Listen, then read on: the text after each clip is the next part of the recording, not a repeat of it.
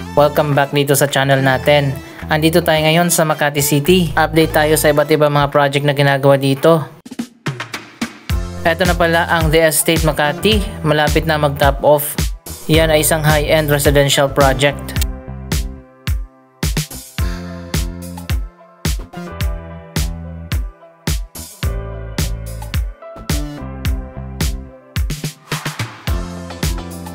Isa pang project na ginagawa dito ang rehabilitation ng mga underpass dito sa Ayala Avenue.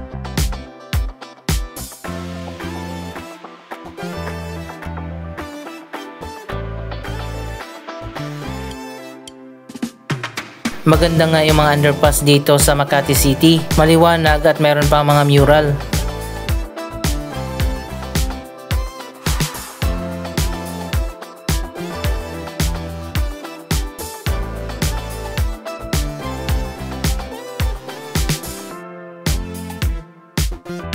Pero dito sa ibang mga underpass parang tinanggal na yung mga mural at naging minimalist na lang yung design. Andito tayo sa Makati Avenue Underpass.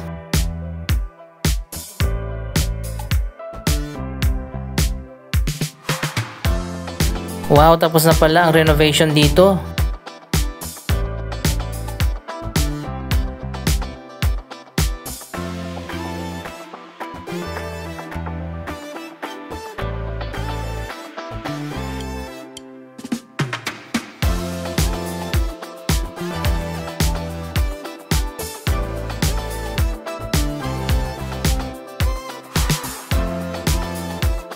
Ayan guys, bago na yung mga tiles sa floor pati na sa wall.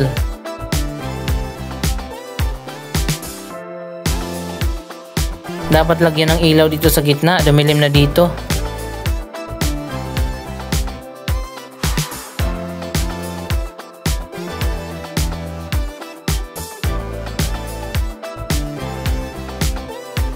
Medyo masikip itong Makati Avenue Underpass, pero at least ngayon maganda na at na-renovate na.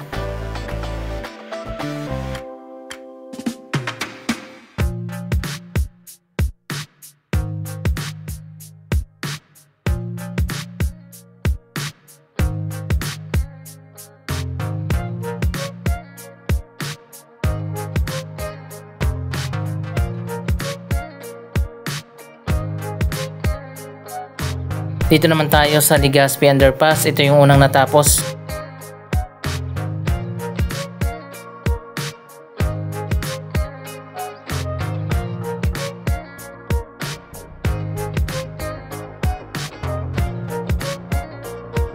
Mas malawak naman at mas maganda yung underpass dito.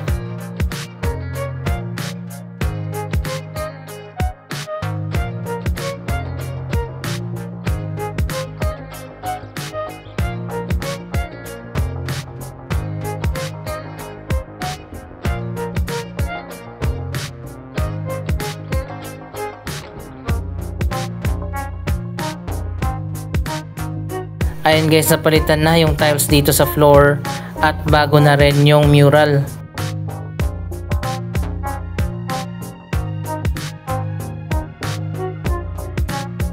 Maganda talaga kapag maluwag at maliwanag ang underpass.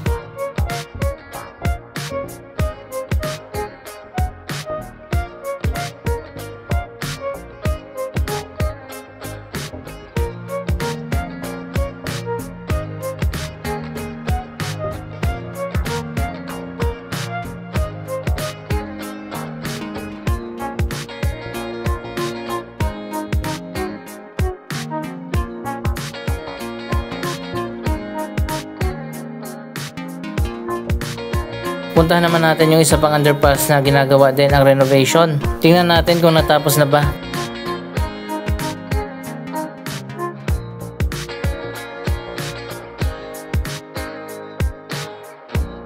Dadaanan muna natin ang Ayala Triangle Garden. Mamaya pupunta tayo dyan at mag-update din tayo sa ongoing na renovation ng park.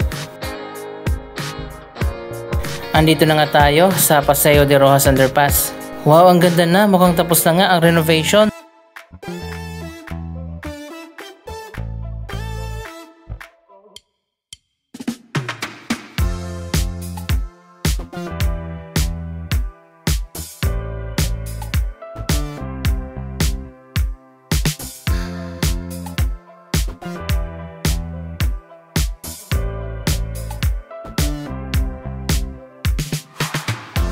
Ayan, natapos na yung paglalagay ng mga bagong tiles dito sa floor pati na sa wall.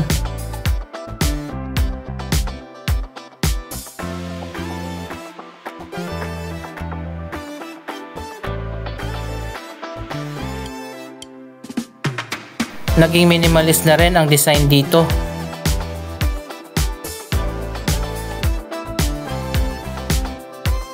Pero dito sa gitna parang dumilim, kulang sa mga ilaw. May bagong installed na rin na CCTV.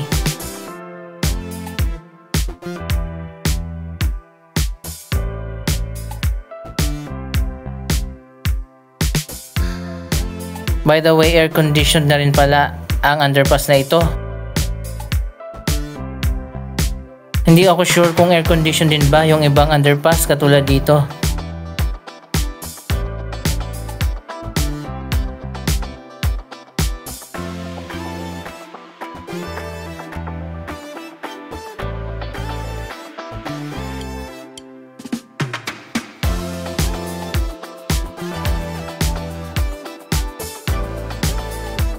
Mas maliwanag dito sa walkway.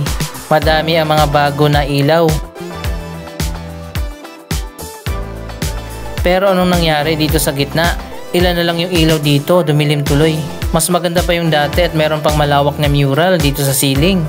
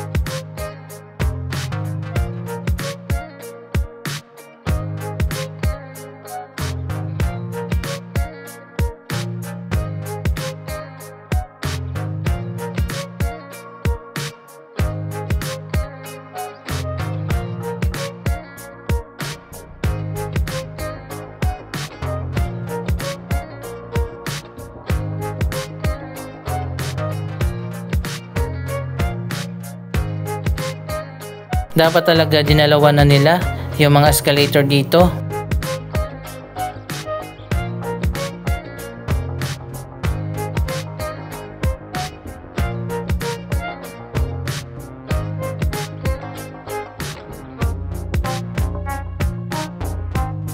Hindi na tuloy maganda dito sa gitna, madilim na. Naalala niyo ba yung dati? Napakaganda dito sa Paseo de Rojas Underpass.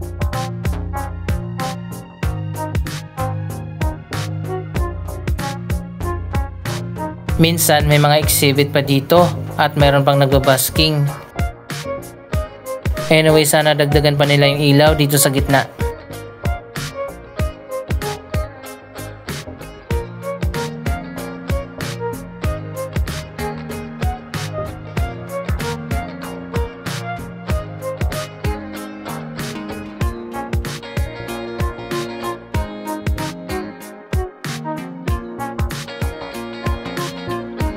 So ayan, finally natapos din ang renovation dito sa Paseo de Rojas Underpass.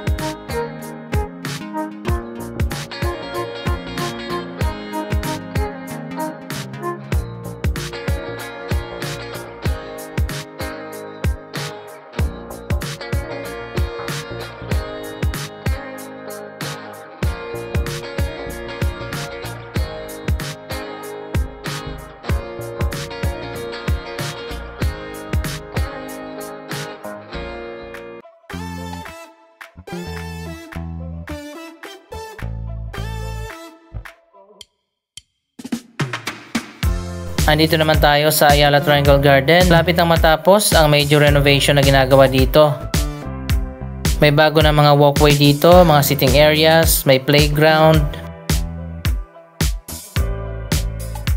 Mas maganda na rin yung landscaping. Marami ng iba't ibang variety ng halaman ang nakatanim dito.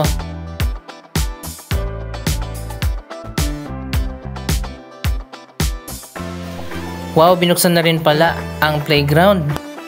Last month ay sinarado na nga ang playground dito para sa mga bagong atraksyon at ngayon lang binuksan ulit.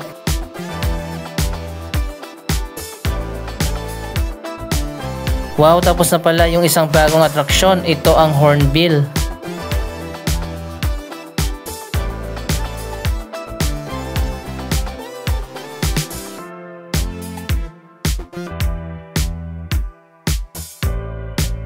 Hindi lang yan basta statue, pero pwede rin niyang paglaruan ng mga bata sa loob. Napakaganda ng design nito, modern. Dalawa pala yung bagong attraction dito, yung isa mas malaki, pero hindi pa tapos. Ito ang Carabao.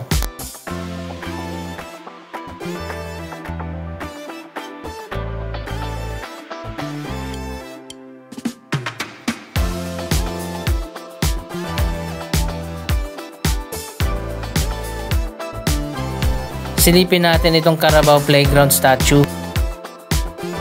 Wow, ganito pala ang design niya. Napaka-modern at pwede rin paglaruan ng mga bata.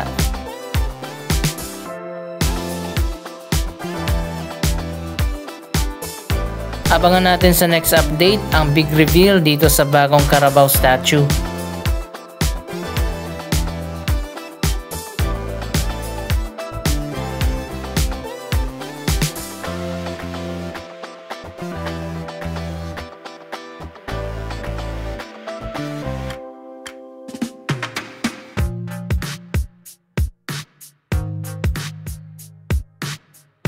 Ongoing pa rin talaga ang renovation dito sa Ayala Triangle Garden.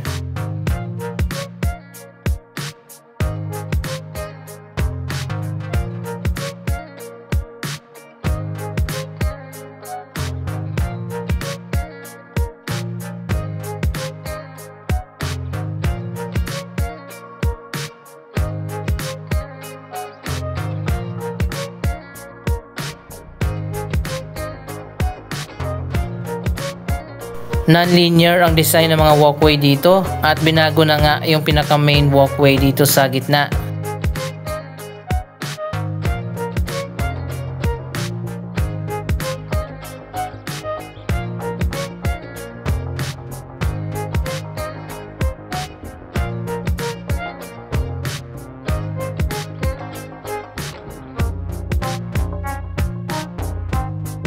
Abangan din natin ang grand opening ng Mandarin Oriental Hotel ngayong 2026.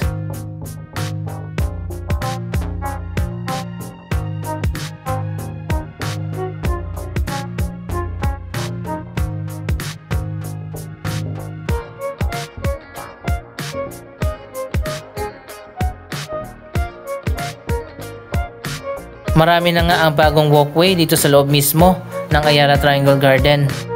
Dati walang daanan dito pero sa ngayon meron na.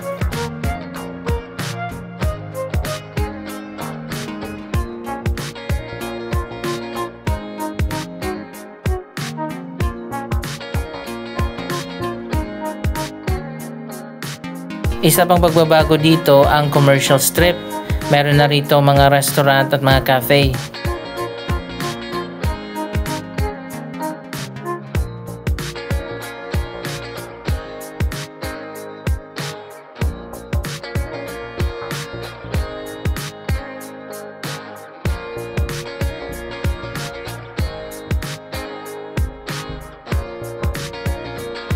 Mas pinaganda na, mas modern na ang mga walkway dito sa buong Ayala Triangle Garden.